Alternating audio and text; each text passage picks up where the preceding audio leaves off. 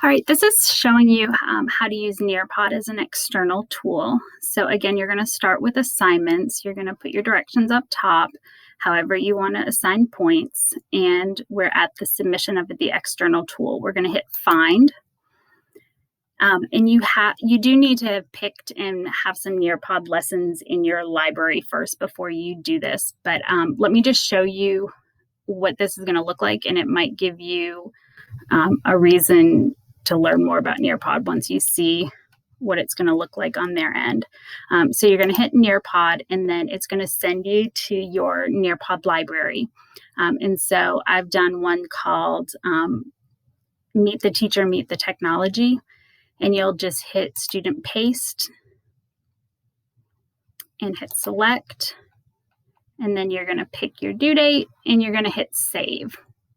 And once you do that, it will be under Assignments. And so from your end, after you've done it, so these are my students'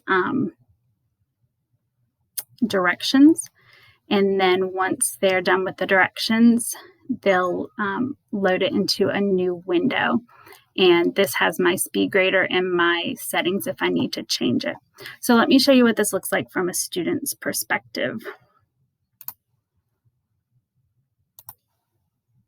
So when they go to the assignment of the Nearpod, what they're going to see is they'll see their directions at the top, and you'll notice there's no blue submit button. They're just going to complete it and then keep going. They're going to load the Nearpod. They never have to log in or sign up or anything. It's going to sign in. This is my daughter's name. So she's logged in. She's ready to join the session, and she's ready to go with the lesson. And she'll come across sometimes where there are slides where she needs to do something with it. So she's going to have to write on this one and draw, and she's going to have to match some things on this and I can try to at least get one right. Yeah, there you go. Match some things up. She's going to have to answer some questions. So she's going to go through this and hit submit for some things. She's going to answer some poll questions. She'll look at some PDFs. She'll draw a heart. She'll take a quiz. I remember all the answers. So just to show you what it looks like.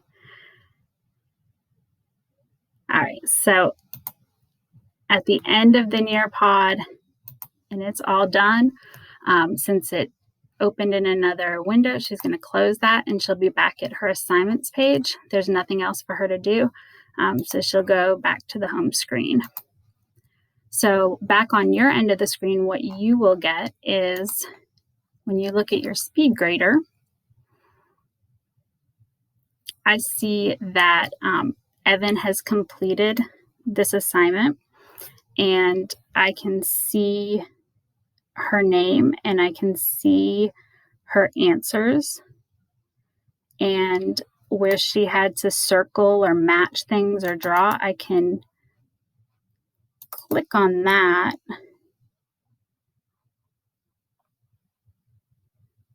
Okay, here it is. I can click on these and see what she did.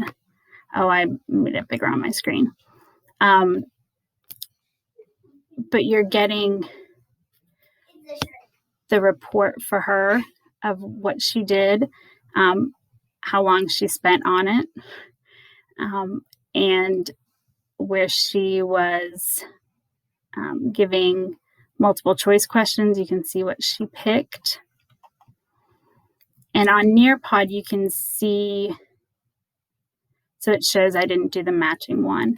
And on Nearpod, you can click in and get more detailed answers for that.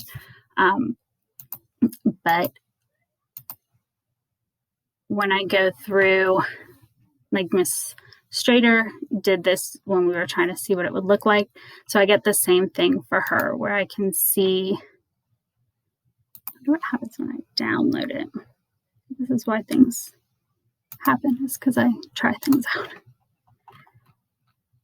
All right, so there I can get a better picture of what she wrote.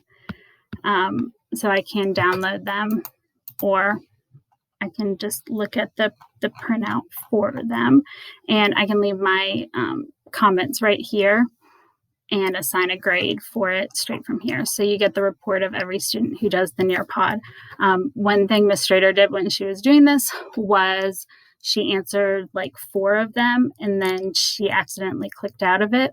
She went back. It did start her at the beginning, but when she submitted her score, it picked out, it only submitted it once to me. It had what she had done the first time, and then it finished it up after she had done it. So if they leave and come back, you're only going to get 1 total submission for that. So that's just a little bit to get you started with the Nearpod. Again, any assignment, you can pick one of them that's already in the library and put it in your library and just try it out. But the students don't have to log into anything. It's already loaded with their names. They work their way through it. And then you get this kind of overview when they're done with it. So that is Nearpod as an external tool.